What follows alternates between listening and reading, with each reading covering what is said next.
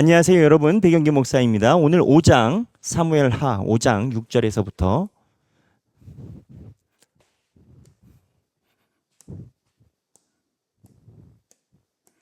사무엘하 5장 6절에서부터 13절 살펴보겠습니다. 자, 오늘 다윗이 여부수를 쳐서 예루살렘을 만듭니다. 여부수. 예루살렘. 자, 예루살렘이라는 그 실제적인 지역에 대한 확정은 다윗 때부터 시작이 됩니다. 그 전에는요, 이 예루살렘이 성서상 존재하지 않았습니다. 자, 예루살렘이 어디냐? 자, 여기 보면은 여기가 밑에 베들레헴이고요. 이쪽에 예루살렘이, 여기가 여부수 지역입니다. 이쪽이 남유다. 그 북쪽이 북이스라엘인데 여부수가 어디냐면은 바로 여기입니다. 여부수. 남과 북 사이의 가운데죠. 다윗이 수도를 이쪽으로 정합니다. 수도를 이쪽으로 정하는 이유가 있죠. 여기에 다윗이 통치하던 곳은 헤브론입니다. 그러면 이스보셋은요. 원래 사울은요. 여기 기브아라는 곳이 있습니다. 기브아가 지도상 여기 지도에 있을까요? 기브아가 바로 여부수 옆에 있습니다. 기브온이 위에 있고 여기가 기브아라는 곳입니다. 이 기브아가 접경 지역에 바로 있어요. 그러니까 이곳에서 수도를 유지하기 힘드니까 아브넬과 이스보셋이 수도를 이 마하나임으로 옮깁니다.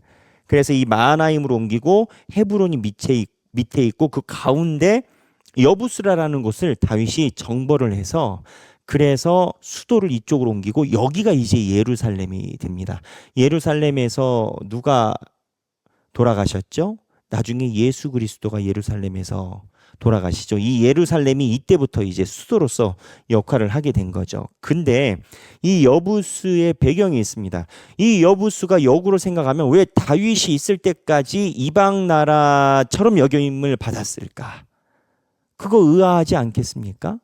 그 다윗이 올 때까지 벌써 몇 년인데 다윗이 아마 900년 예수님 오시기 전 900에서 1000년으로 보니까 1000에서 900으로 땡겨든 어쨌든 1000년 전이고 사사기 시대는 그거보다 한 200~300년 앞섭니다.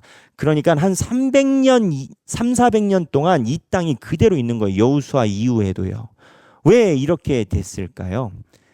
간단합니다. 가치가 없어서 그런 건가요? 그리고 가치가 없는데 침범하기가 쉽지 않아요.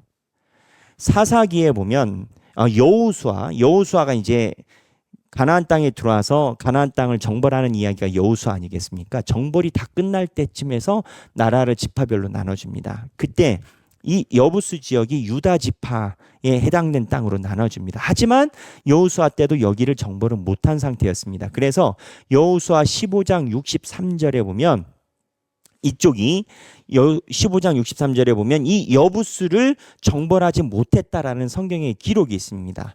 그렇다면 다윗이 이 여부수를 점령하게 된 배경이 어떻게 될까요? 정치적으로 생각해 볼 수가 있고 신앙적으로 이거는 우리가 바라볼 부분이 있습니다. 정치적으로 이야기를 하면 바로 남과 북의 중립지대를 찾은 겁니다. 우리나라가 북한의 수도가 어디죠? 평양이죠. 남한의 수도가 어디죠? 서울이죠. 여러분 통일이 되면 수도를 어디로 가야 될까요? 일단 서울하고 평양은 안 됩니다. 그러면 반대편에 대해서 굉장히 반대급부로 반대가 일어나기 때문입니다.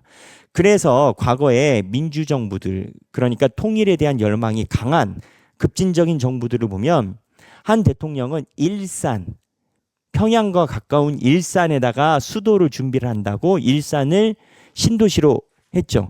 제가 일산에서 사역을 오래 했지 않습니까? 일산이 옛날에는 다 논밭이고 진흙밭이었다라는 거예요. 비 한 번 내리면 그냥 질퍽질퍽해서 농사 짓기도 힘들고 거의 버려진다는 느낌이었다라는 거예요. 어딜 가나 진흙이었대요, 일산이. 근데 그 대통령이 통일 시대를 준비한다고 거기를 개관하면서 거기 일산 쪽이 굉장히 이제 신도시가 돼버렸어요. 일산이.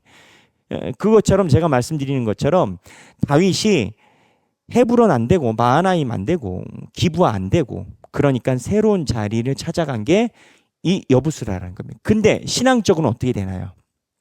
신앙적으로는 유다 지파에 수복하지 못한 남아있는 마지막 땅을 다윗이 점령하게 된 겁니다. 다윗이 신앙적인 생각을 가지고 했을까? 글쎄요, 물음표입니다. 저는 아닌 것 같아요. 저는 아닌 것 같아. 그러나 다윗이 가는 그 여정이 결과적으로는 하나님이 이렇게 준비시켜주는 여정이었다라는 겁니다. 무슨 이야기를 하려고 하느냐? 다윗은 세상에서 그냥 살아나가고 자기가 해야 되는 머리를 썼는데 하나님이 큰 미래를 준비하고 계심을 다윗 스스로도 알게 됐다라는 거예요. 그리고 다윗도 지나놓고 보니까 이 땅이 여호수아 때 수복하지 못한 땅이었다라는 걸 다윗이 알게 되겠죠. 그 다음에 다윗이 깨닫고 나서 다윗의 깨달음에 대한 이야기가 나옵니다. 바로 11절인데요. 여기 보면 두로왕 히람이 나옵니다. 다윗이 이 땅을 수복을 했어요. 수복을 하고 나서 성을 지어야 돼요. 그런데 이 여부스 예루살렘 지형은요, 지금도 그렇지만 산 높이 있답니다. 그래서 여기는 삼면이 산으로 둘러싸였기 때문에 높은 산이어서 군대가 못 들어간답니다. 한 사람은 들어가도. 그러니까 수비할 때는 너무 좋은 거예요. 한쪽 면만 지키면 되고 그 한쪽 면이 절벽이니까. 그래서 이 여부스 지역을 치기가 힘드니까 놔뒀던 것도 있고, 이렇게 산악 지역에서 뭐 쌀이 나오겠습니까? 보리가 나오겠습니까? 뭐가 나오겠습니까? 가치가 없어요. 그러니까 놔두기도 했었던 건 거예요. 그래서 오늘 보면은 다윗을 조롱하는 사람들이 나와요. 맹인과 저는 자들이 다윗을 조롱한다는 거예요. 내가 지켜도 너희들은 이긴다, 이런 식인 건 거예요. 그 정도로 이제 이런 나라였는데 여기를 점령을 했어요. 그럼 집 지어야 될 거 아니에요. 궁전 지어야 될 거 아니에요. 그래야 왕으로서 이게 되지. 근데 이 두로왕 히람이 다윗의 평생 여정을 보고 다윗을 좋게 봅니다. 아직은 다윗이 큰 힘을 갖기 전이에요. 그래서 두로왕 히람이 석공들을 보냅니다. 그래서 도와줘서 성전을 지었다라는 거예요. 왜? 다윗과 이스라엘 사람들은 건축 기술이 이 당시에 없었대요. 유목만 했으니까. 그래서 사울은 성경에 보면 어디 나무 밑에서 회의하고 막 그래요. 사무엘서에도 나와요. 상반부에. 그 나라의 회의를 어디 그늘이 있는 데 가서 회의. 그 이유가 이스라엘 백성들이 문명이 발달이 안 됐으니까. 그럼 이 두로왕 히람은 누구냐? 이 두로는요, 지도로 보면, 자, 여기 보면은 여기 바닷가, 여기 맨 위에 두로가 있습니다. 여러분 잘 보이시는지 모르겠는데 두로라는 곳이 여기에 있어요. 나중에 예언서에 보면 이 두로가 굉장한 부유한 도시, 그래서 교만한 도시로 많이 나옵니다. 이 두로가 왜 부자냐? 이 지중해에서 이 두로 쪽으로 배를 대기가 쉽고, 이쪽에 배를 대서 이쪽 지중해 쪽으로 나갈 때도 여기를 통과해야 되고, 여기서 육지로 들어갈 때도 여기를 해야 돼서 두로가 옛날부터 전통적으로 돈을 많이 모았대요. 항구에 있는 사람들이 돈 벌지 않습니까? 유통업으로. 그래가지고 이 두로가 문명이 발달했고, 이 두로한 히람이 무역을 하고 사람들을 대하니까 사람 보는 눈이 있다라는 거죠. 근데 다윗에 대해서 소문을 들었는데, 그래서 다윗이 있는 이 예루살렘, 여기 여부스까지, 여기서 여기까지 석공들을 보내가지고 궁전을 짓는데 사람을 도와줬다는 거예요. 나무랑. 나무도 중요해요, 여러분. 여러분, 나무가 얼마나 비싼지 모르시죠? 기타 만드는 나무 보십시오. 우리나라에서 나오는 나무 하나도 없습니다. 다 아주 그냥 세상에서 어디 산속에 파묻혀가지고 견고하게 나이테가 있어서 굉장히 얇은데 소리는 청명하고 그러면서 우아하고, 그래서 나무판 하나가 굉장히 비싸요. 뭐 이거에 대한 이야기는 저보다 여러분들이 더 많이 아시니까. 그러니까 물자를 보냈다라는 거예요. 그렇다면 이 두로왕 히람이 왔을 때 다윗이 무엇을 깨달았겠냐고요. 다윗이 아직 힘이 없어요. 여부스만 쳤어요. 근데 여부스를 치고 나니까 여기가 신앙적으로 중요한 위치야. 신앙적으로 치고 나니까. 근데 두로왕 히람이 와서 자기를 도와줘. 그 고백이 5장 12절입니다. 5장 12절에 다윗이 여호와께서 자기를 세우사 이스라엘 왕으로 삼으신 것과 그의 백성 이스라엘을 위하여 그 나라를 높이신 것을 알았더라. 다윗은 무엇을 알았냐면 다윗은 모든 것이 하나님으로부터 온 걸 알았다.